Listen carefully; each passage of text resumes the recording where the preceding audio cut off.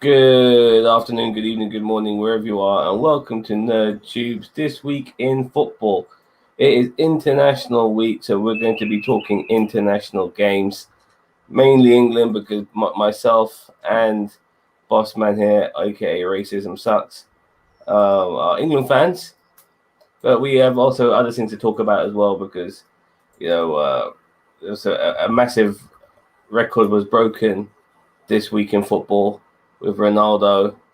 And also briefly talk about United States national men's team as well. Like, will this country ever take the game of sport or football seriously? Again, get some feedback on your end, boss man. Will ever take the game of football seriously? And if they do, will they end up being one of the powerhouses in this game? Because they're a country with a decent infrastructure, a large population, and they just need an interest, and they'll probably end up being one of the best teams in the world. Anyways, first of all, England played Andorra today. Let's pull up some results here. It's a massive jumbled bag of stuff here. So we're going to go a bit forward in time. Tuesday, 7th of September, that's a bit ahead. There's still games going on in this particular international break, but there's England right there with a little video footage as well to go with it. I might click on that, see what happens. England beat Andorra. It took us a while to get going, but once Gareth Southgate, what the hell is all that? Once Gareth Southgate made the substitutions after the initial goal from Jesse Lingard, we kind of ended up destroying these guys. The goalkeeper wasn't too great, in my opinion. And Andorra have only ever won like 4 games in their whole time they've been in existence in the game of football as a national team. So I was expecting us to beat them anyway, and we did. Some good performances today, boss man. Anyone stood out for you? Just the midfield seemed a lot solid, and to actually, I think the thing is that I know this is going to see like a very a woke thing to say, and I hate saying that, but the thing is that England used to like struggle through these games. I mean, not this particular sort of game, but like through this sort of like stages, some qualifying stages. But now they just seem to like qualify without really breaking a sweat now. So I think it shows you that England has gone from being like a middle of the pack team, I wouldn't say mediocre, but like a middle of the pack team. Now they're like, I'd say top 10 at least, if not top 5 in the world. So I think that these qualifying get. And to be honest, like if they put the 3 team and they gave these guys a smacking, in the past they would have put their A team and give these guys a smacking. So I think this just shows that the England football team is in a pretty decent side, state. I was really impressed with Jude Bellingham today. His movement was fantastic, and he was one of the best, in my opinion, arguably man of the match. Maybe Saka could have got it as well. I'm not just saying that biasly as an Arsenal fan. He did kind of got like 1.5 assists to a degree, and he also scored a goal. Jesse Lingard can be thrown in there too, scoring a couple himself. So there were some standout performances. It did take us a while to get through, but regarding us being one of the better teams in the world, I do agree. I don't say this with any bias at all because I'm not biased when it comes to my football. England have not done well in the past, but in the last few years, we've reached semi-finals, reached a final. We're knocking on the door of winning something internationally with this crop of players. It's looking pretty good right now. We've got players who have played abroad, in Sancho and Bellingham. So they've got experiences. They've got young talent as well that are very level-headed. Like Sancho, Bellingham, Saka, Mason Mount. They're all looking pretty good. I'm very excited about this team, where it can go. What do you think? What do you think of today's performance?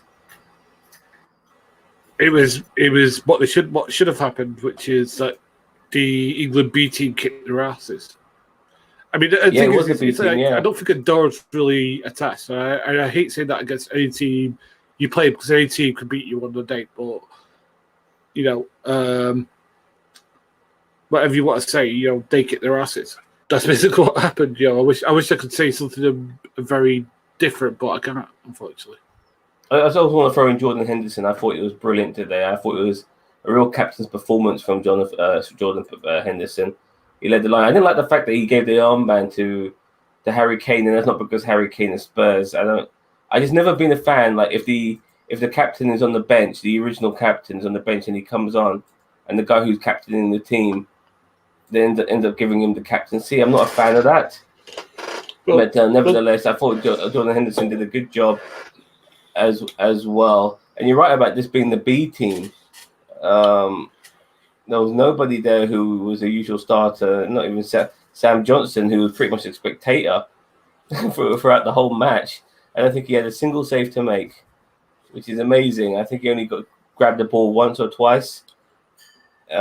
He was just a spectator. Well, I mean, the thing is that 4-0, I think flattered. Well, I think that 4-0 flattered Andorra. To be honest, it could have been 6, and I don't think it would have been. I think it still would have flattered them because they were terrible. I mean, I hate saying that because, it sounds like I'm this stuck-up English guy. No, I'm literally being like. No, you're not. You're being. They control that much of the ball, and if they could. But they control so much of the ball, they control so much of the possession. And the thing is that they always point into danger areas. That if they really wanted to, I think they could have really put a score that would have been a cricket score. And I mean, again, I'm not talking like what's that team that got smashed like 42-0 or whatever it was, 52-0 or whatever it was. It would be like that, but what's that? But yeah, this could have been in the ballpark of like 8-0 or something like that. I really think so, just because of how much possession England had. And I think the thing is that I think that there's decided them like we're going to go easy on them because these are just minnows of international sport. But even so, I think the and it's the same with Hungary. But the thing is, with Hungary, I actually had more satisfaction in watching that ass kicking because I know we're going to get into it in a minute, but because of everything around it. But as I said, this team I didn't like seeing their ass getting kicked because you could tell that the players who play for Andorra actually want to play for Andorra. It's like San Marino and those sort of teams when you play them. And the funny thing is, in the past though, Bossman, these sort of teams are hard to break down because it's just 2 banks of 5 usually. They put everyone behind the ball, and then England finds it hard to pass the ball around and break them down. And that's always been the case in the past. Nowadays, with the way these players are playing for top flight clubs who are basically playing against 2 banks of 5 in the Premier League every week when it comes to some of the lower teams, they're used to breaking these teams down. They know how to break them down. Sorry about that noise. That's my bird. But yes, they know how to break these. They know how to break these teams down. So I wasn't surprised that it took them a while to beat Andorra. I mean, we did score in the first half. We ended up scoring 3 in the second half. And I'm going to segue into Hungary here now because I want to talk about that because it took us a while to beat them. Just a few days ago. And the funny thing is, watching that game, I noticed that Harry Kane was playing in fucking midfield, mate, which was very unusual. Where is England? There it is, right there. Hungary 0, England 4, beating them 4-0 in their own backyard. We've done this before when we played Montenegro and other teams, other Eastern European teams who've never seen a blackface before. Like they get really upset when they see ethnic minorities coming on their turf and showing them how it's done, and all they have is their fucking racism. And even though I don't condone what these people do, it's so nice to see the national teams smash their country on their home turf in front of their fans as a fuck you to those racist cunts. So I was very happy to see England beat 4-0. I was very happy to see people like Declan Rice and Jack Grealish picking up those cups they threw and started drinking from it. It reminded me of that time when Dani Alves picked up that banana and ate it. Do you remember that? Yeah, I remember. When somebody threw a banana at him and he ate the banana, and that was like a fuck you to the racists and stuff like that. I put Hungary up there with the Serbs or other East European teams where there's a lot of racism there. And the thing is that what happened to the England team on Hungary was unacceptable. And the thing is that I'm very shocked that Hungary, and I think I said to you this when we mentioned about it, that I think that Hungary should be fined for this, because the thing is, and to be 100% honest and consistent, I think when England fans go and rip up a foreign nations cafe or do damage to property, the England team should be fined for that. So this works both ways. If your fans act unacceptably, you need to be held to account for that. Yeah, they were throwing shit at our players, dude. And Raheem Sterling, after he scored the first goal against those racist cunts, he lifted up his shirt to give a message to support to one of his friends who had died of coronavirus. But the fucking dickheads in Hungary thought it was some anti-racism message, which would stoke up the annoyance amongst those racist cunts. I wish in you Hungary, did. Do you know what, Raheem? I know that was for your friend, but I wish underneath that you wore a t-shirt like "fuck you, racist cunts" or something like that. Like how dare we stand up to racism? How dare we tell these guys who are nationalistic in the worst way possible that we don't like you being bigoted? How dare we do that? Jesus Christ, I think that there's a real demographic of people who have no problem with racism, but have a problem with people speaking up against racism. It's ridiculous. It's ridiculous, and unfortunately, it's infiltrated organizations like FIFA and UEFA, because apparently the Hungarian national team fans were banned from the next UEFA competition, but because this is a World Cup qualifier, this is a FIFA competition, and so Hungarian racist cunt fans were allowed into the stadium. But this is the sort of stupidity we're dealing with, when it comes to these organizations.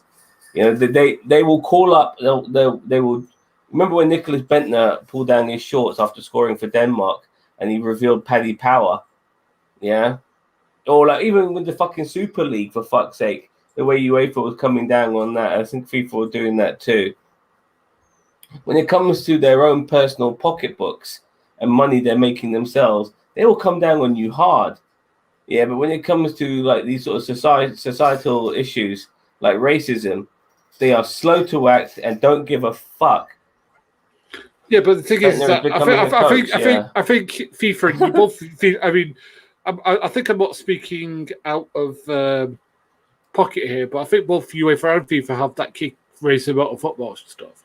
So, so again, is it just words, or are we going to get some action there? No offense, because the thing is that Hungary should be getting their asses handed to them over this crap. I mean, the thing is that you had racist abuse against actual players who actually play for our team, who've done nothing more than play football, who happen to have a black face. That's it. And the thing that really bothers me is this has been a problem. I mean, because people complain about what us banned. I said, well, excuse me, before talk about the state of my garden, sort your own fucking garden out first. Excuse me, I'm getting real cross about this. It's just the Germany's full of these racist twats. Flaming France is full of them. We're full of them. Exactly. Well, exactly. Spain's full of them. Where flaming even I think it was not long ago where Daniel Sturridge was playing for England and they were making the monkey chants and stuff like that. It's like fucking gross stuff. Grow up. And you're absolutely right. I mean, the thing is that the England team were blued by its own fans for taking the bloody knee. because some idiot in Flame America or somewhere said it's a Marxist thing. One, no, it's not. And They don't even know what Marxism is. That's the funny thing. And the thing is, also, like sorry, Bossman, but you look at the people who are making these statements, and you can see that the people who are making these statements, I see them on Twitter and social media, they're fucking racist cunts. You know, they are absolute racist fucking cunts, and they are trying to, segue their bigotry this way, and by saying it's Marxism and they're booing me for that, when you can tell deep down that they're full of shit, and if it was, and they don't understand how else we're supposed to like protest against racism. We're just bending a fucking knee, that's all we're doing, you can't protest racism in any capacity, for certain people with it, because they just don't like it. Anyway, I apologize. No, you're absolutely right. But what I don't get, look, you don't have to support. By the way, just not supporting Black Lives Matter or people taking the knee doesn't make you racist. Let's get that out of the way right now. There are people out there who generally don't care for it because they think it deflects from the game. All right, I'll disagree with you, but fine, it doesn't make you a racist. What makes you a racist is when you say, "Oh, do we have to see that at every game?" Well, when people are still talking about how black players are playing for England and giving racial abuse to people for just missing the penalty, yeah, they still need to take the fucking knee. Yeah, I agree.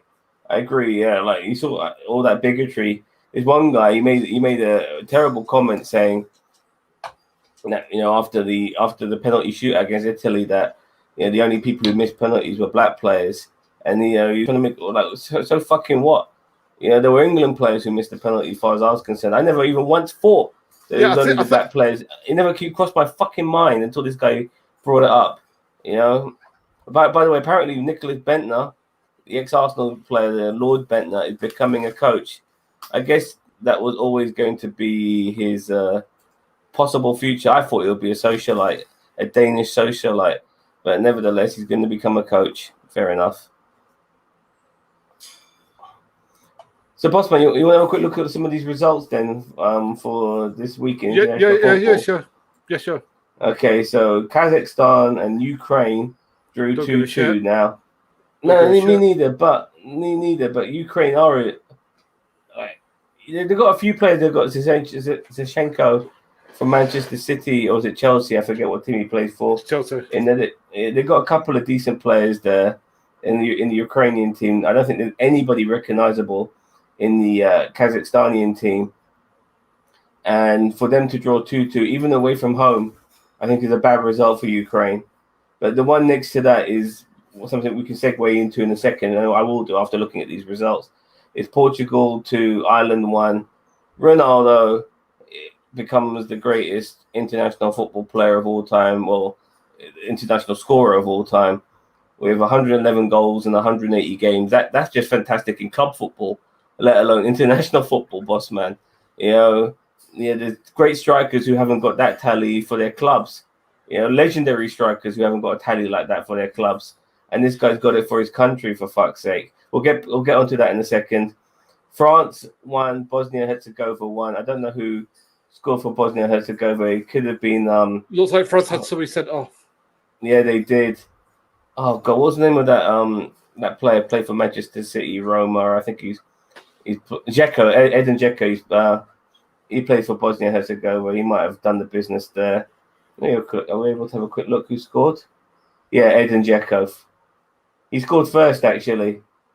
And then Anton Griezmann. And then Griezmann being basically equalised. Yeah, that's right. Let's go backwards. Okay.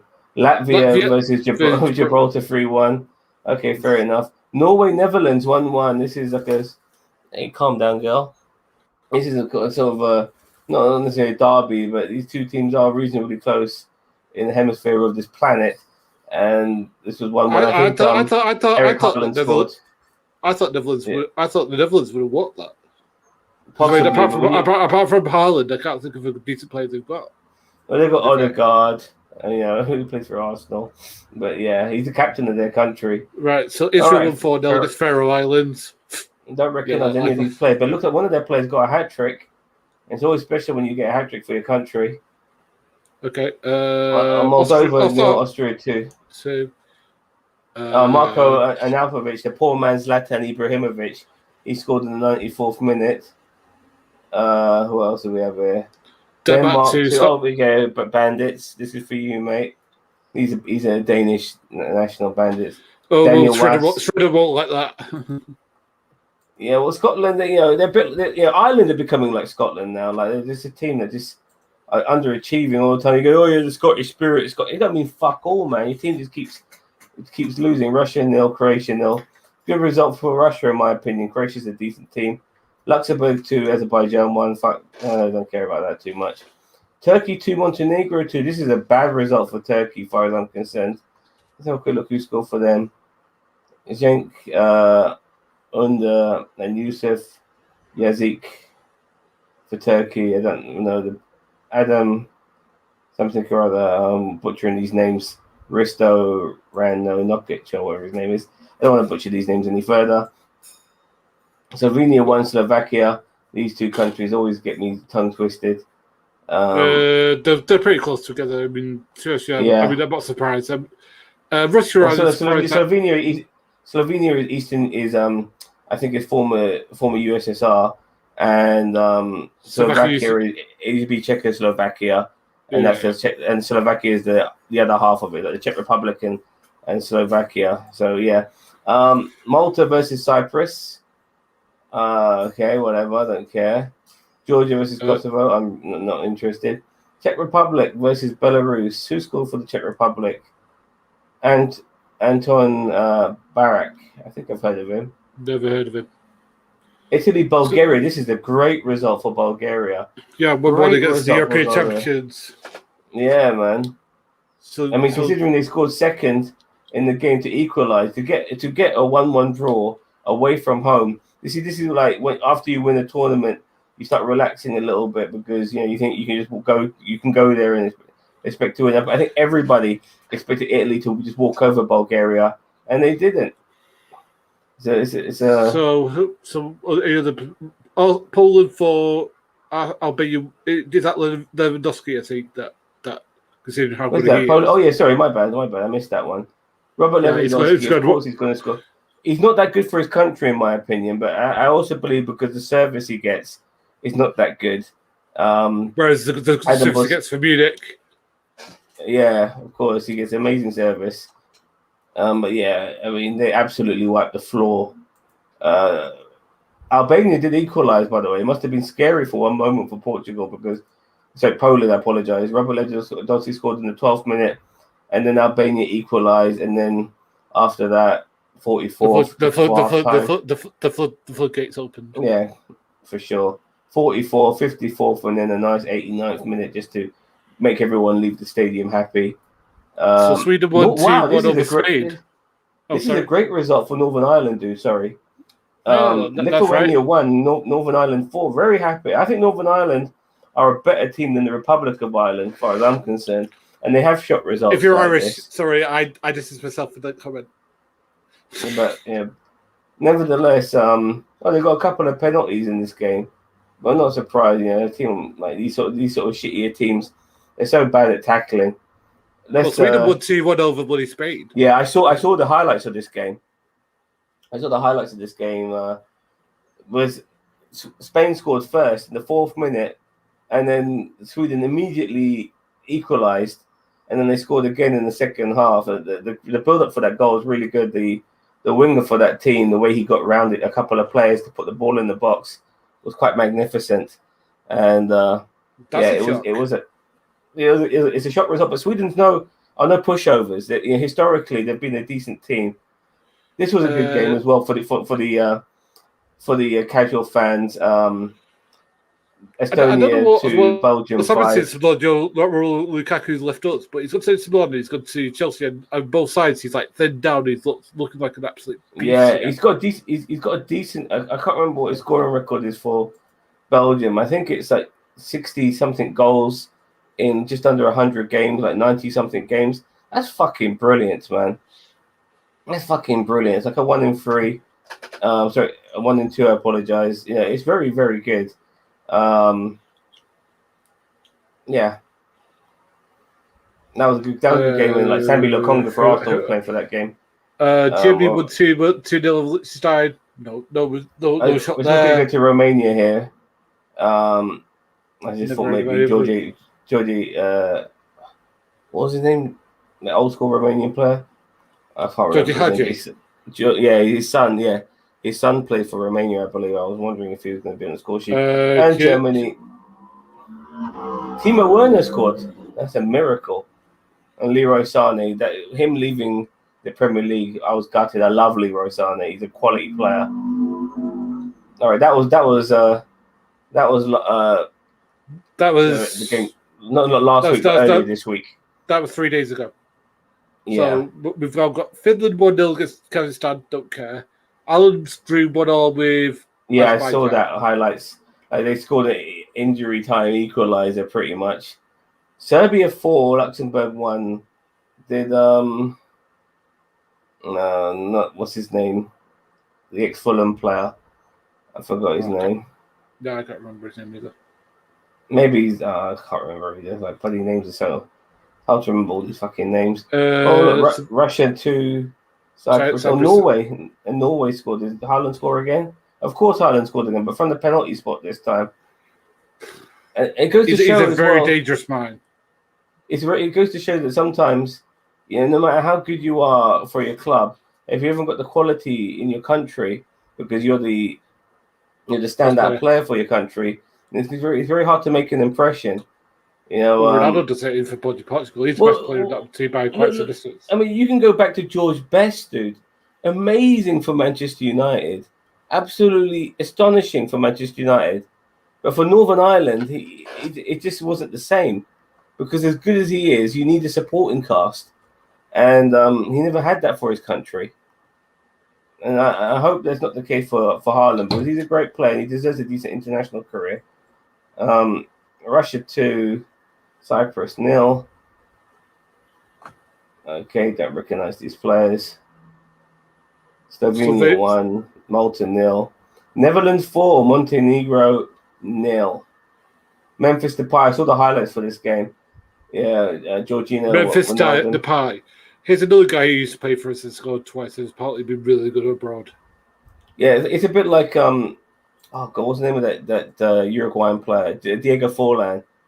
They play for you guys not so well, and then as soon as they leave you guys, they end up being a better player. But sometimes, with Memphis Depay, he just looked better against shitty opposition. And Montenegro are shittier opposition in the international ranks. They're about 1-2-1-0. Oh, we got Bandits. This is for you, mate. Jonas win. He scored 2 games they got somebody sent off in the 84th minute. I didn't surprise, and then they scored right after. Who's got somebody sent off? Faroe Islands. Actually, 1-0 then is not a great result. When did they get somebody sent off? Literally a bit before the start. So I'm assuming they got a free kick. 84th minute, that person got sent off. I still expect Denmark to wipe the floor with Faroe Islands. 1-0 is not good enough. Ukraine, France drew. Sorry, Gibraltar 0. Turkey 3. Don't recognize these guys. Ukraine, France. This is a great result for Ukraine. It's funny. The previous draw was shit. Yeah, against Kazakhstan. But this draw against France, even though it's at home, is excellent. So France just got beat, and then they drew 1. Oof, your boy Anthony Martial scored. Yeah, he equalized for Ukraine, but it's still a good result for Ukraine, regardless if they were winning initially. It's for fucking France, for fuck's sake. Austria this is a terrible result. 5-2. This is a terrible result, but on paper, in my opinion, I think Austria would be the better team, and for them to lose 5-2 to Israel, even away from home, that's an embarrassing result for Austria. They've got some decent players in there, Alaba and Matovic. They've got a few recognizable players. People you forget are actually Austrian. Christian Fuchs and players like that. So, yeah. Croatia won, Slovakia 0. Who scored for Croatia? Don't recognize him. Okay. Scotland We, won, we, we, Moldova nil. Well done, oh, Scotland. Who scored for Scotland? Lyndon Dykes, 14th minute. he plays We at are playing. Celtic. He might be. He plays against Moldova. You expect them to. Well, then again, we are talking Scotland, so maybe Wales not. won 3-2 over Belarus. Oh yeah. Gareth Bale got a hat trick in this game. 2 penalties. So he's the best player in that team by quite some distance, isn't he? Yeah, in my opinion, he is. They've got a couple of decent supporting cast players: Dan James, Aaron Ramsey. But nevertheless, Belarus. I mean, away from home, it's a great result. It's a great result. This should spearhead Wales's chance, to qualify. We'll have a look at the tables in a second. Iceland 2, North Macedonia 2, Albania 1, Hungary 0. Yes. Lose again, Hungary. But again, Albania are just as bad. I think they're a bit better than Hungary. There's some games still going on. Games still going on. Like Spain are beating Georgia 3-0. Germany are beating Armenia 4-0. We expect that. Switzerland are holding Italy 0-0 at home.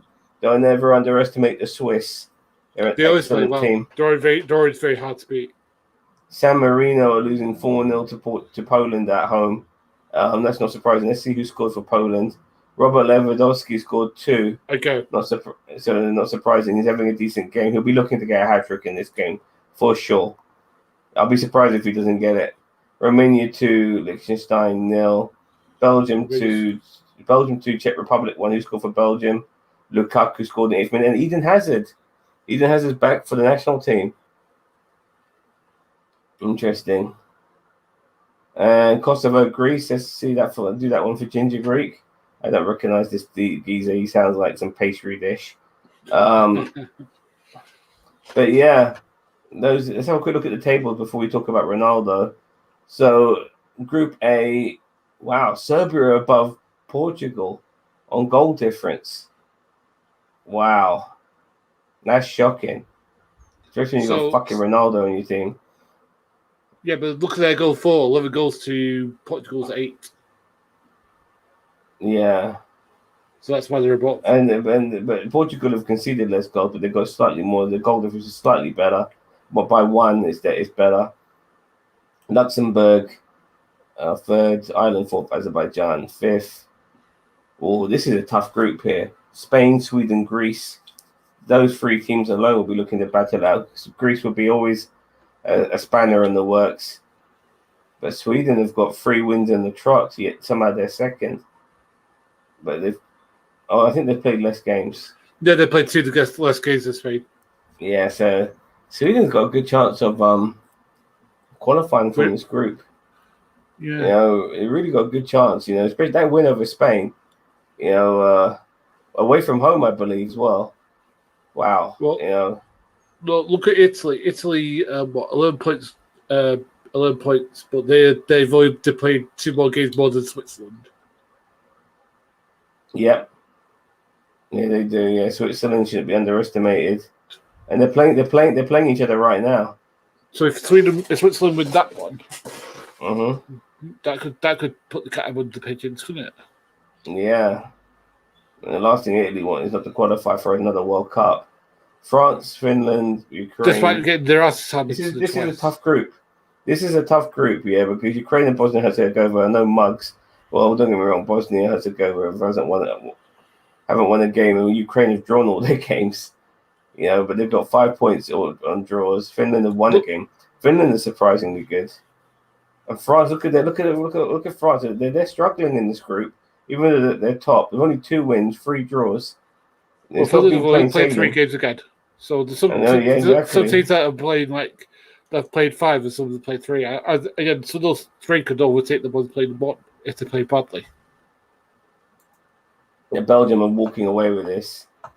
Wales need to improve though. That win against Belarus will help, but they've only got 3 games under their belt, so they've got a chance to make things better. If Bullets lose this one, they're in a game within a game of, and they've got 2 in they'll do all right. Yeah, Belgium are playing the Czech Republic right now. Belgium are winning 2-0. So wow, look at Denmark. Wow, all wins. Not bad. But Israel are being very annoyingly close to them, but they're 5 points behind, so they still need a couple of wins to get there. But I think Denmark are going to qualify at this rate. Look at that. No goals against. No goals against. They haven't conceded a goal. That's amazing. That's amazing, man. That is amazing. Denmark look amazing. I mean, it makes our win against them in the Euros even more impressive, seeing this as they're qualifying. Wow, Turkey were looking really shit in the matches played, but they're top of their group. The one Netherlands and Norway. That's a tough group, man. That's a tough group. Like Montenegro got a couple of wins under their belt. Turkey have got some decent players. Yeah, they're hard to beat as well. Wow, look at that! Like 11 points, 10 points, 10 points. And we're all 5. Yeah. That's gonna go down to the wire. That group. Okay, Russia, Croatia. So like full of Eastern European teams here. Russia and Croatia both on 10. Slovenia not far behind on 7, just 1 win away from equaling these guys. Yeah, it's a tough group there. And now we go with England. Also very similar to Denmark. Only 1 goal conceded. 17 goal for. Yeah. 17 goal for. 16 goal difference. It was a bit not really necessarily a gamble to play a B team against Andorra. But yeah, by the way, Poland are going to have played 6 games, and so with San Marino when this game is over, I believe. No, sorry, this is their 5th game. So when Poland win this, there will be they'll still be 3 points behind. They're annoyingly close to us, Poland, which is a shocker. We win 5 games in a row. We should be walking away with this, but Poland is still fucking behind us. Albania, funnily enough, haven't done too badly. They've got 3 wins in this group. Well, I think they've only got like 1 game left. I think after this one, if my maths is right, because we play every game twice. So we played. No, let me have the math. Sorry. So 1, 2, 3, 4, 5. So we've played everybody once. So we've got to play everybody again. Yeah, we played 10 games. Yeah. I just realised that. So but nevertheless, Poland's going to be our only obstacle, and I think we beat them already at Wembley, I think, and we'll be playing them away from home. But it won't really matter if we lose against them because by the time we do play them, we might have had enough points under the belt that it won't matter. But it's a shame San Marino's not beating them, but it would have helped us. But hopefully there's another banana skin for Poland amongst these guys, maybe Hungary or Albania. All right, Group J: Germany, Armenia, Romania, North Macedonia, Iceland, Liechtenstein. Iceland have fallen hardcore, man. And like when we played them and we lost against them in the previous Euros, that was embarrassing enough. I got Icelandic relatives, but since then they haven't improved, and they're really shit now. They've won 1 game. Yeah. Iceland have won 1 game in the middle pack. And trying to either get it's either against Romania or it's against Liechtenstein. If Romania lose that, they're a lot weaker than I thought they were. Yeah, Romania are going to beat Liechtenstein, no problem, and they're still going to be in and around the points. But Germany will beat Armenia. Armenia is 2nd in the group. That's quite remarkable if you think about it. You would put definitely at the start of this campaign, you would have definitely put maybe Armenia at 4th. You would have put Germany, Romania, Iceland, then Armenia, in my opinion. But for them to be 2nd, I'll be sure. You know what? They will be gutted if they don't qualify. They would be really gutted. Okay, so that's the groups. Not bad, huh? All right. So let's get out of this, boss man, and talk about your man, Cristiano Ronaldo, the GOAT. Mm-hmm. In my opinion, the greatest player of all time. He keeps proving that with his achievements in football. He's won trophies for his country. He's won trophies for a variety of clubs he's played for, and he's played for a variety of clubs with different level of players at those clubs. You know, he hasn't, and this is a slight dig at Messi, but not a dig in the sense that I think he's shit, because I think Messi's one of the greatest players of all time too. But when you've got the Spanish national team as as your teammates, which is what Barcelona were pretty much, minus Iker Casillas and Sergio Ramos, it was pretty much the fucking Spanish national team for Messi, for Barcelona, who won the World Cup, who won the Euros twice on the trot. You're going to look really fucking good. While someone like Ronaldo was jumping from team to team with good players in those teams too. But I think that Barcelona team under Messi in the early 2010s, late 2000s, early 2010s was superb, another level. And for Ronaldo to achieve what he's achieved, with, in my opinion, lesser players around him as his supporting cast, and as well as when the European championships with Portugal, which is a lot harder for Ronaldo than it is for Messi to win the Copa America, because Brazil and Argentina really are the only two teams who should be winning that fucking tournament. Everyone else is just shit. So for Portugal to win it with the abundance of great European teams, Ronaldo is just the best. He's just the best, and he's proven he's the best by scoring the most amount of goals for his country. You must have been very happy when they beat Ireland 2-1 the other day. I don't have anything against Ireland, but it was good to see him score, because the thing is, the guy has an incredible scoring record. For a guy who started when he played, he was like a winger. And again, when you think of people who score goals, you don't necessarily think of wingers. You think people who play up front. Your Alan Shearers, your Thierry Rees, your Ruud van Nistelrooy, Gabriela Batistutas. Yeah. People like that. People like that. But yeah, for sure, dude. Everything that Ronaldo does, he's really good at. Like he's really good at free kicks. He's really good in the air. He's really good with both feet. He can shoot from range. He can shoot from in close. I mean, the thing is that he has no weakness. And the thing is he's a lot taller than Lionel Messi is. I think Lionel Messi is only like 5'8" or something like that. I think I'm not even sure it's that.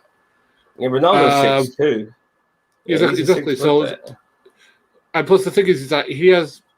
Plus the thing is his work ethic is beyond schizophrenic. Like I think I heard once, he get to Carrington where they used to train people at United every day and train his ass off, and then people would say, "Oh, would you like a drink?" He'd go, "Yeah, sure, I'll have a water." No, what would you like? No, literally, I'd like a water.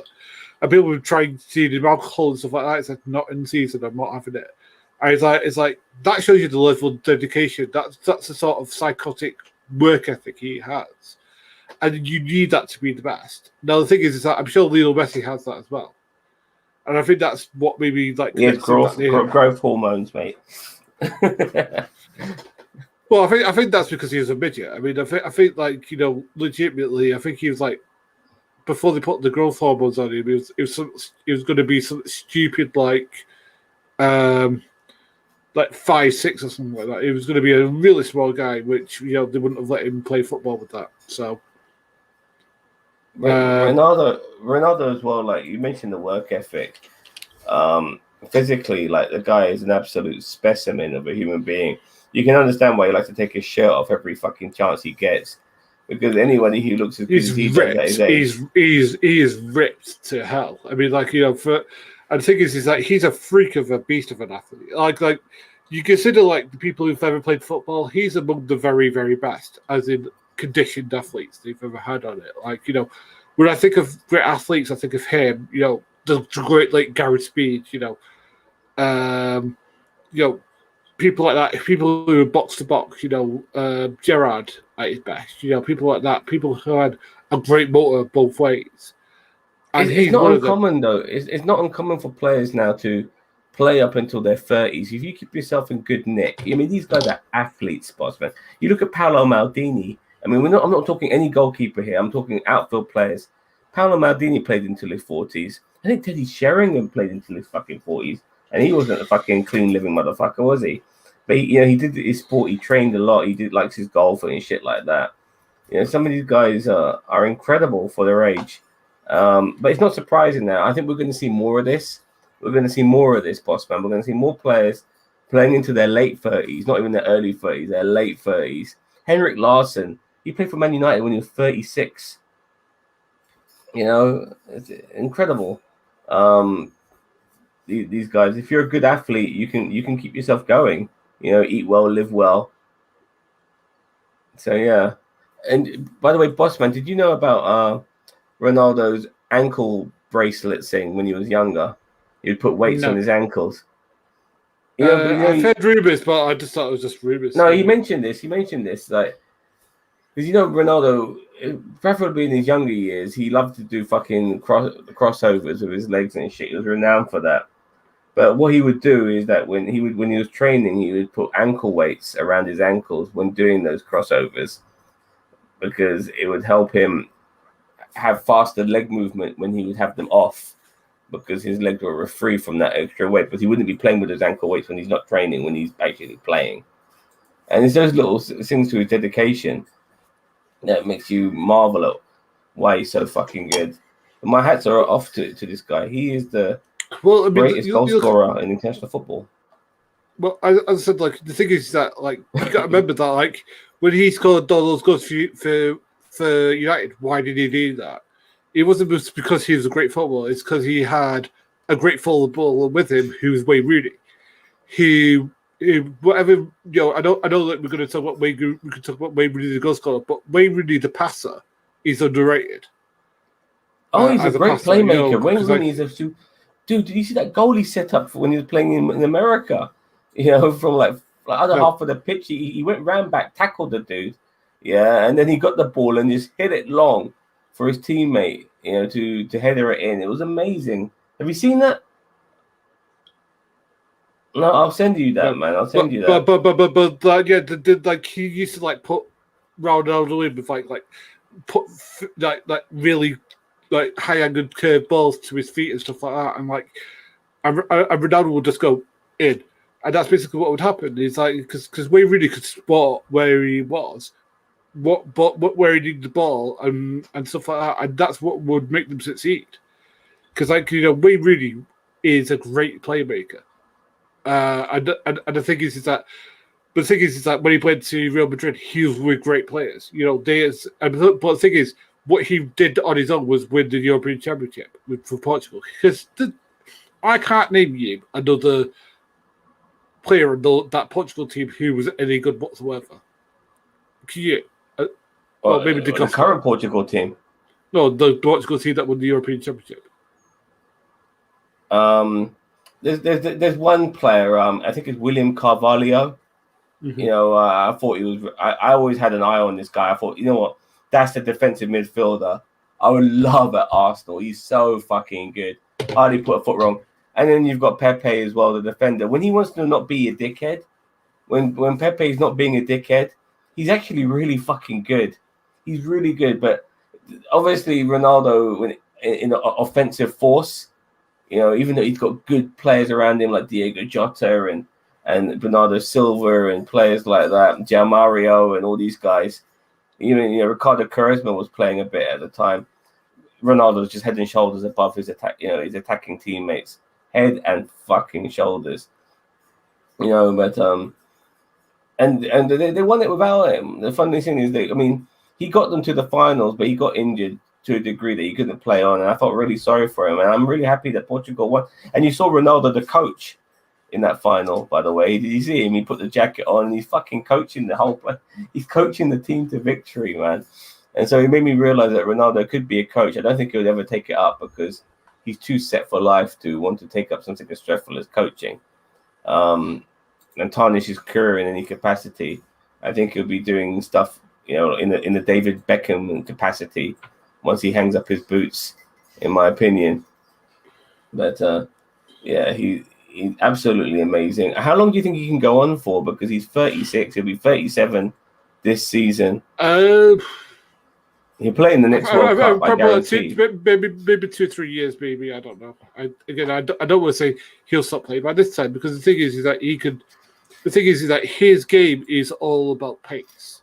I mean, like, because the thing is that it isn't just about movement and stuff like that. He needs to go at players, and the thing is that that burst of speed. I think once he loses that burst of speed, I think he's going to say, that's the end of me. And the thing is that I think the reason he joined United was because he wanted to end the career in the same place that he begun it. Well, he started at Sporting Lisbon, to be honest, but he kind of made his name at Man United. He was a player of two halves at Man United, and I'm not talking his second stint, which will be starting soon. I'm talking in his first stint. The first 3 years at Man United, he failed to impress. He was a failed show pony, but then he just the 4th season, 5th season, 6th season he had at Man United, he was something else. He really was. Well, he was another level. The thing is that he used to just do the step over and then try and pass it, and then it used to go out of bounds, or he used to do that.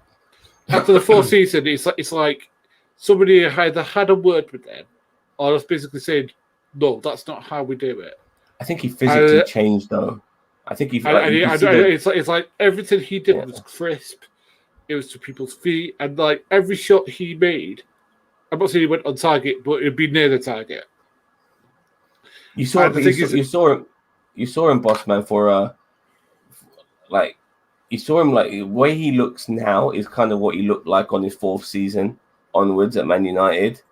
Physically, he looked like a fucking monster. He was bigger, but not necessarily like Lukaku bigger. He was still very athletic, but definitely stronger. He was jacked. That's what he was. In the right way. He was ripped to fuck. He was ripped to fuck. Yeah. And I genuinely believe he's one of the greatest footballers we've ever seen. The thing is, he's the greatest, in my opinion. Portugal have had some great.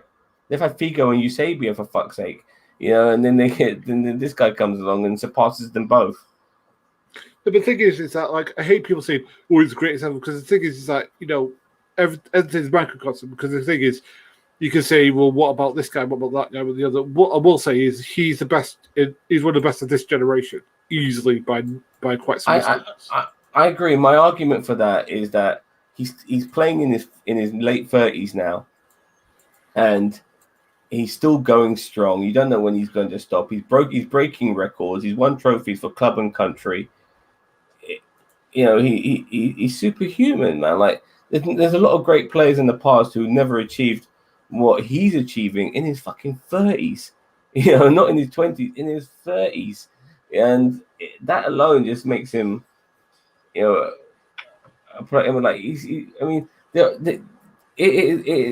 is a disservice to the rest of football that this man who's 36 years old is still looked upon as one of the best players in the world when there are players 10 years younger than him who don't come close to him. Don't come close to him, boss man. So that's why I think he's the best in the world. Yeah, I get you.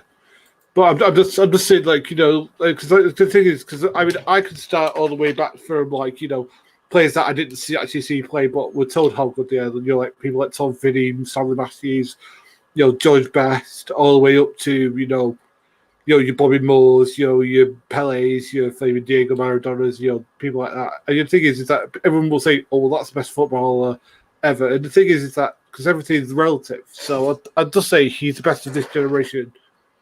He's one of the best of this generation with Lionel Messi. I saw Diego Maradona play. I was very fortunate to have watched this guy play, but his career fell apart.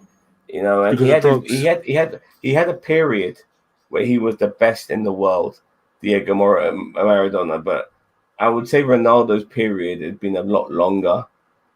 Since Man United on his 4th season, which was 14 years ago, 14, 15 years ago. That's a long period of time, mate, to be the best player in the world, in my opinion. And he's, that standard, and him still pushing it at 36 with players who are not even close to him.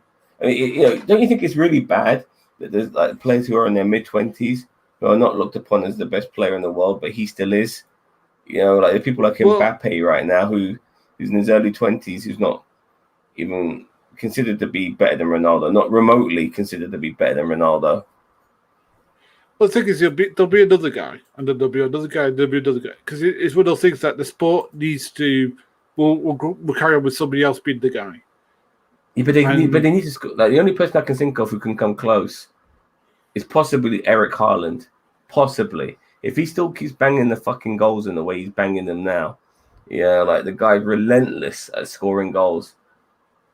But how how influential is he as a footballer on the pitch? I mean, he could be a great striker, but does he have the moves and the abilities and stuff like that? And you do see that sometimes for Dortmund. The guy is quite remarkable. Like he's not just poaching. The guy just got a natural way of scoring goals that is amazing from any angle, from any position. Well, do you know who he reminds me of? And I know you're going to say, "Oh no," is Ruud van Nistelrooy. In that he can get a goal from basically any angle.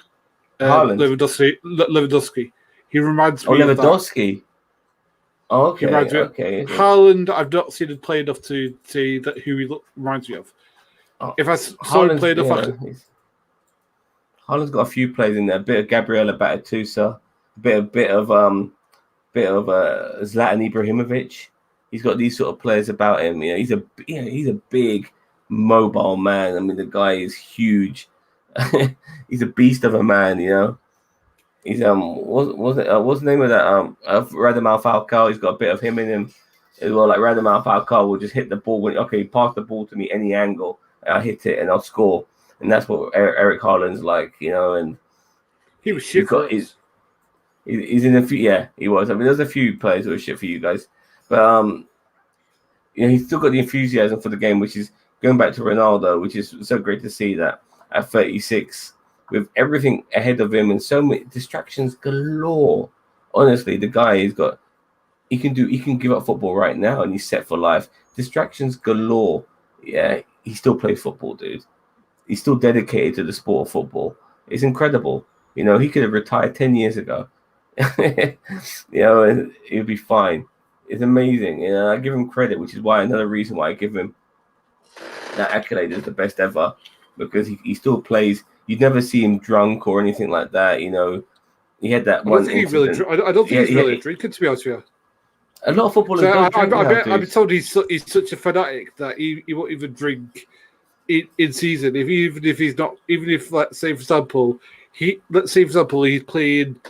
played on Saturday and then he's going to play the next Saturday. And someone says, "Oh, do you want to come for a drink on a Wednesday, for example?" You know, you think let his head down, just relax. I bet he'll say no to that because apparently that he's that fanatical about keeping in shape and stuff like that. I'm like, my God, and apparently all he eats is like healthy diet and stuff like that, like, you know, protein and flaming carbs and flaming, you know, protein bars and God knows what else. That's the reason why he still looks like that at 36. And the thing is that he, as I said, him and Messi are the two best. I mean, and the thing is, I can't separate them, and that is a real thing, because like whatever you want to say about Ronaldo, Messi can do just as well. The only thing that maybe give Ronaldo a hair is that he can head the ball, because Messi, the midget that he is, can't really head the ball that well. I've seen Messi headed the ball with precision though, but because he's shorter, it's harder for him to get into those positions. But at the same time, I've seen him outsmart taller players when it comes to headering. But nevertheless, by the way, I will say this: I never thought in my entire life I'd ever see Lionel Messi play for a team that isn't Barcelona. He should have done this years ago, dude. He should have done this years ago. He was so comfortable at Barcelona, and to really push himself, he should have left Barcelona years ago. And but I mean, the team I thought he was going to go to, and again, because it's only because I wanted Man to see City? the Premier League was going to be City. Considering that the old money they've got, they could have paid him, you know, the astronomical wages and the money. Yeah, he should have gone to like. Look, in my opinion, he went to PSG, which is the French version of that. Because PSG are basically the French version of Man City. because basically they've thrown everything at the wall to get all of their Yeah, but best they're in the players. Farmers League, man. They're not even considered to be. They're not even considered to be the top 5 leagues in Europe anymore. The top 5 leagues in Europe are the Premier League, La Liga, Bundesliga, Serie A. And you know which league is taken over from? Sorry, not La Liga. Yeah, La Liga. Sorry, yeah. Let me start again. Premier League, La Liga, Bundesliga, Serie A, and number 5. It used to be Ligue 1, which is the French league, but not anymore. It's the Portuguese league. They're considered to be by UEFA. They've been considered to be a more competitive league than League 1. And so, in my opinion, Messi going to PSG, it's almost a retirement move, as far as I'm concerned. I think Messi really should have played. At certain points in his career, he should have played for at least a couple more different teams. To really, in different countries, he should have maybe either played in Germany or Italy, as well as playing the Premier League. It really showed how good he is. But he stayed at Barcelona. And in my opinion, when you've been at that club, I think it was a power thing as well, because he has so much power. But with Barcelona falling apart as a football club, with all their financial situations, he had to get the fuck out. But nevertheless, he's going to be looked upon as one of the greatest of all time. There's no doubt about it. And people think he is the greatest of all time. I don't. But a lot of people think he's doing, and that doesn't dismiss the fact that I think he's not great. I think he's amazing. I think he's fucking brilliant. Well, see, as I said, I don't do the greatest of all time conversation because it's a conversation you can never win because again because we can go into what makes somebody the greatest of all time. Is it being a World Cup winner? Is it being Why is it always the Packers? And plus the thing is, what defenders? Why don't they not get love? Because again, and plus the thing is that because if we're going to defenders, I can easily put Bobby Moore in there and be just as because again, Paolo Maldini. I mean, for sure. I mean, like I don't know if there's actually something on the Sky, and I'd actually recommend you to watch this, where they tracked the under 1966 World Cup final and how many touches Bobby Moore had and where he had them on the field. And it's not just at the back; it's like all over the park. It's literally middle of the park, open attack. It's just like the guy was unbelievable. And it's like that's some great defensive players. Yeah, exactly. And you could go to midfielders. You could go to Franz Beckenbauer, mate. He was fucking awesome. Exactly. He was exactly. fucking awesome. You midfielders like your Pirlos, your Xavis, your Iniestas, your where else you want to put? You know what I loved about Pirlo? Pirlo made passing. I mean, we're talking regular, just simple passing. Look amazing. The way he would just pass it, just a simple square ball, it would look like class in a fucking glass from Pirlo. The guy was just the best. He was really good at that. He was sorry about the noise. He was the ideal teammate. Yeah, let me put this microphone a bit away from. He was the ideal teammate you would want. People love somebody like Pirlo on your team, but he's always looking out for you. He's always trying to give you the ball. Well, because it's a thing that pissed me off recently. I think somebody recently compared one of our players to Pirlo. I was like, no. Who was that? No. I can't remember who it was. It was either Jack Grealish or somebody else who's in our midfield. Something like I can't remember who it was. It said, I can't think of a single English player at this moment in time who comes close to Pirlo. I was like, no. I mean, like Pirlo. The only thing close we've ever had in England to Pirlo was bloody Paul Scholes, and that's it. Not even Scholesy, dude. Scholesy was too much on the front foot.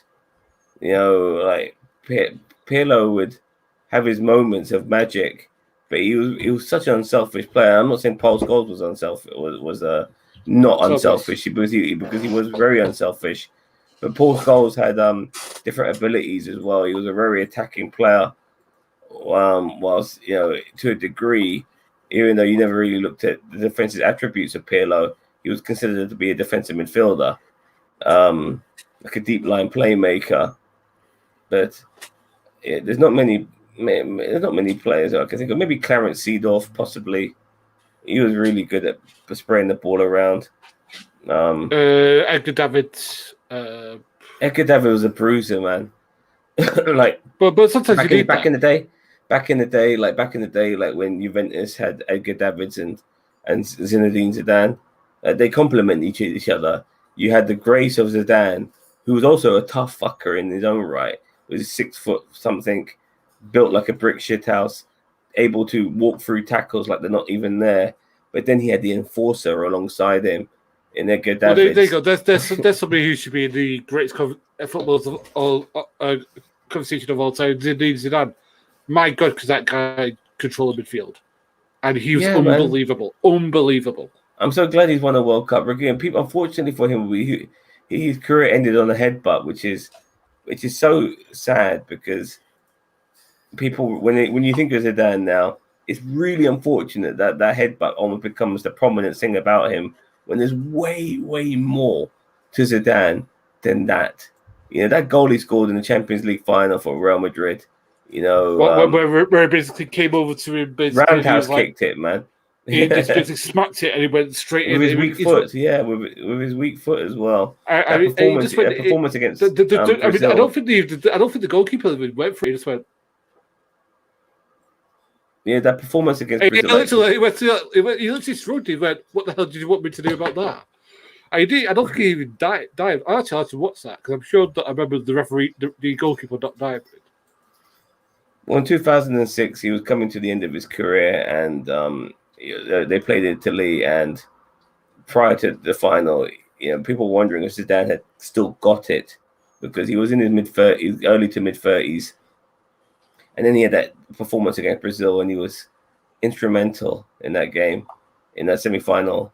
But nevertheless, I just want to end on this. Like, I'm looking at the United States men's national team, USMNT as they like to call them.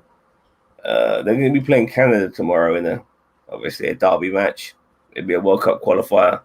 I expect USA to walk all over them. They've got decent players, by the way. United States national team. They've had decent players for a long time. Good 20 plus years. They've had a decent crop of players. I think maybe the last few years hasn't been too great with Christian Pulisic being the standout. I remember people like Landon Donovan, who at one point I thought was the greatest player to come from America. But now watching Christian Pulisic, by the time Pulisic hangs up his boots, I think he will be the greatest player to come from America. But I've always said, if the United States national team just gave a fuck about this sport, I mean, not the United States national team, but if the country of the United States gave a fuck about this sport, they would win it all the time. If they gave a damn about the sport the way the rest of the world gives a damn about the sport, that country with its population and its facilities, they've got everything set up to be the top tier team in the world. They just need to give a fuck. Do you agree? Absolutely. Because the thing is that you look about the great athletes that they produce out of that country. Like, I mean, even for sports that maybe you don't watch, you look at, like, for example, I'm going to start naming players that you probably won't know, but if I start naming like Barry Sanders, flaming Bo Jackson, flaming Deion Sanders, people like that, these athletes play American sports. You can imagine if they transitioned to football. Sorry, I hate saying that. But football. If they started to play football, they could sweep the world because literally, could you imagine if they had like a Barry? Sorry, you don't know who Barry Sanders is, but he used to play American football. But like if they got like a Deion Sanders or something like that, somebody who is that level of athlete, just like a Ronaldo, just a freak of a beast of an athlete. I mean, like you look at LeBron James. LeBron James is not a small man. It's only because like he played on the court with like 7 footers and stuff like that. He's 6'9", 250 pounds, and he moves like a complete gazelle on the belt. Could you imagine him playing soccer? He'd just like move around everybody. He's got great dexterity. They'll probably put him in goal with that height. But yeah, But you know what I mean? but Like, he moves like a gazelle. I mean, he could probably outrun probably most defenses.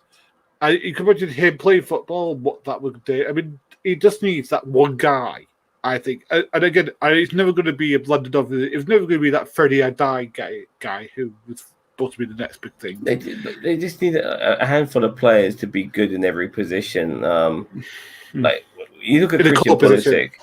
Well, like you look at Christian Pulisic, and you think, damn, this guy is world class, and there's no surprise that he's playing for Chelsea, and he doesn't look out of place playing for Chelsea. I remember players back in the day, like Brian McBride. Yeah. God, he was like an American Alan Shearer. He was awesome, absolutely. The amount of American goalkeepers we had playing for us: Tim Howard. I keep thinking Kelsey Grammer, Kelsey Keller. Brad Friedel. We had all these players: Kobe Jones, Alexia Lalas. They're fucking nuts of a human being, but there's always the goalkeepers from America were great. It was just the other positions. I mean, did maybe like have like one or two good seasons, like when they got Joe Max Moore in. He was okay for about 2 seasons, and then he just fell off. I don't know why. Just fell off, just ultimately. But yeah, as I said, America just needs that one transcendent guy to love soccer, to stay with it. It's getting there though. It's getting there though, because there is like with the immigration happening within America. Obviously, things are becoming a bit more spotlighted around the world.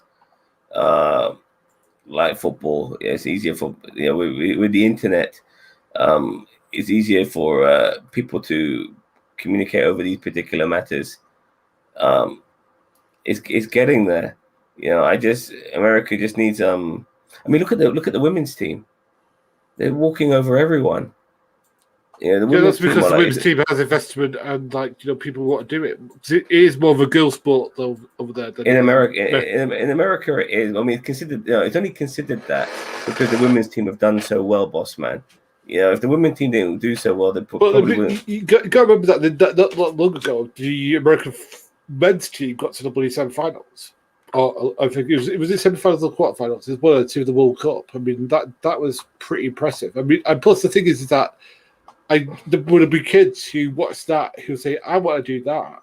I want to be that, and I think it's just going to take, as I said, that those freak athletes that again America produces. He produces them not a massive clip, but when he does produce them, they stand out like a face all fun. As I said, I mean, could you imagine what? As I said, like when you done with this particular thing, Accolades. I would with what we're doing here.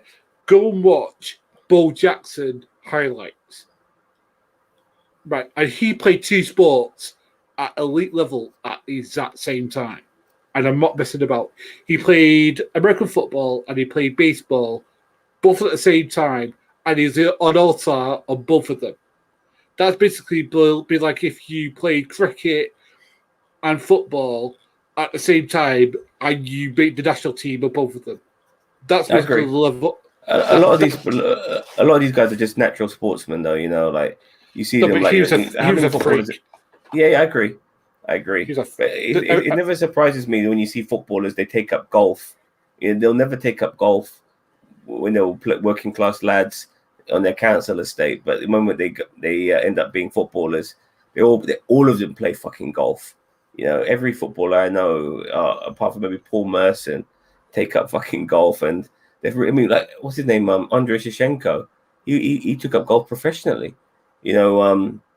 Jamie Bullard, he was in the fucking PGA Tour. Fucking Gareth Bell's gonna fucking take up golf the moment he hangs up his boots. But they're just natural sportsmen. I see these guys, when they're training or like just when they're having a relaxed day, like they're taking up and playing a bit of table tennis. They're so fucking good at it. It's unbelievable. Whatever sport these guys do, they're just so fucking good. I'm not surprised. That this geezer you mentioned, this Bo Jackson, what the fuck his name is, that he ended up being good at 2 sports.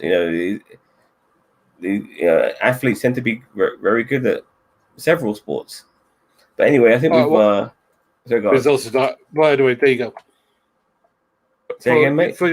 In private chat, I've left you the comment, the video of Bo Jackson, so you can watch that at your pleasure. Okay, I will have a look at that as well. Well, let's wrap this up now. It's been an awesome topic. We're back to club football, and thank God for that. To tell you the truth, I love international football. I don't know if it's you or it was Paddy who put 007 for Mikel Arteta. That didn't make me laugh. I'm sorry. Whereas got 0 wins, 0 goal, 0 yeah. win, was it 0 wins, so goal, scored 7 goals this season. It's like, it's actually it should have been 009 because it's 9 goals conceded, I think. Or was it 7? No, it's 9. It's 9. We let in 2 against Brentford, we let 2 against Chelsea, and 5 against City. So yeah, it's 9. But I guess if they wanted to make a laugh at our expense, they make it 007. Fair enough. This is crunch time for Mikel Arteta, mate. He needs to start winning because, all right, what pisses me off is that people expected us to lose against Manchester City and Chelsea, and it really upsets me because that just shows you where we are as a football club, that we're expected to lose those games. But we already lost against bloody Brentford, convincingly lost against Brentford, and now we're supposed to beat Norwich. If we don't beat Norwich, then Mikel Arteta shouldn't be given any more time. He needs to go. Because then we're playing Burnley, then we're playing Spurs. He needs to go, mate. There's no more experimenting, trust the process. We need to fucking get in a world-class manager who can rectify the situation and get the best out of our players and bring back people like Saliba, bring back Matteo Guendouzi. I'm going to ask you a question now, and I want you to answer it honestly. Where do you get... and I hate saying this because it sounds like I'm being disrespectful, but I'm not. I'm just being honest. Where is your next wing coming from? I don't know. That's not being a dick. You're not being a dick. You're not being a dick because I'm keeping it. I always keep it real. I'm not one of these fans like Ty from Arsenal Fan TV who gets butthurt. I'm keeping it real with you, boss man. I don't know where we're going to get our next win. We can't beat Brentford, which we should be theoretically the lowest. I think the goals for people like Aubameyang have kind of dried up a little bit. He looks disinterested. He looks like he wants to be doing more shit off the field with his Ferraris and Lamborghinis than he does on the field. The guy's at an incredible dollar right now, and the goals he scored against West Brom, there were like some lucky rebounds that came to his feet, and then he scored like your trademark Aubameyang goal, which he hasn't done too often, to tell you the truth. But overall, I just don't know when Aubameyang will score again, if he wants to score again, because he doesn't really contribute much to the team. It was good that he scores goals, but you want your strikers to be very, involved in the game, which is something Lacazette does as well. But I don't know if Lacazette still got it in him to score for us. Martinelli, he looks like the shadow of the player. Martinelli looks the shadow of the player that he was under Unai Emery, which is really upsetting because the player under Unai Emery, Martinelli, looked great. He looks shit now. Thomas Partey, never injured for Atletico Madrid, always injured for Arsenal. And when he came to Arsenal, he hasn't looked that convincing, in my opinion. He just looks average. Kieran Tierney, everyone wax lyrical about Tierney. For me, I don't think he's been that great. I really don't. They go, Kieran Tierney, with his fucking Scottishness and his brave heart. And because he came to the stadium carrying his kit in a Tesco carrier bag. And so that makes him keeping it real and stuff like that. And so that makes the Arsenal fans happy that it's one of them and stuff like that. He's been bollocks. He's been average. Our centre halves are shit. Granit Xhaka is shit. I just don't know. There's nothing about this team. Nothing apart from maybe Bukayo Saka and a little bit of Emil Smith-Rowe. And even they kind of feeling the pressure of the shitness of this team now. That I don't know what's going to happen with us. I don't know when we're going to win, if we're going to win. It's just pathetic. But I'm going to ask you another question now, and this is not a gut. Yeah, do you think you're in the relegation fight?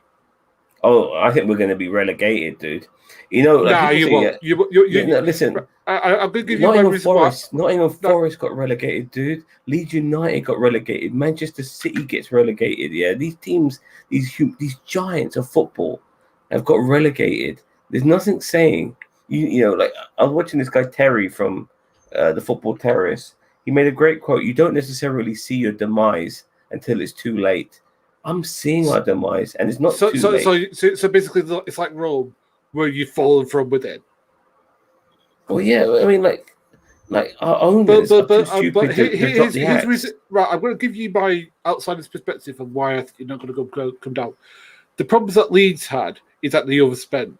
The problem that City had when it went down was that it was going off C and D players, but now they've got A-star players. The problem, Arsenal doesn't have that problem. You've got money to spend. You spent the most money of Yeah, but anybody we in the spent it transfer. on bloody shit. Ben White is fucking shit. We both know that, dude. We both know Ben White is shit. Yeah, Odegaard, you know, like he played 20 games for Arsenal, 2 goals, 2 assists. It's not good enough. Um, who we got? Aaron Ramsdale. We got rid of Martinez. One of the stupidest moves ever. Like this is our team. This is our management. This is our fucking director of football. Getting rid of Martinez and keeping Leno, who is always putting our defenders and our players under pressure with shit distribution. Um, God, who else do we buy?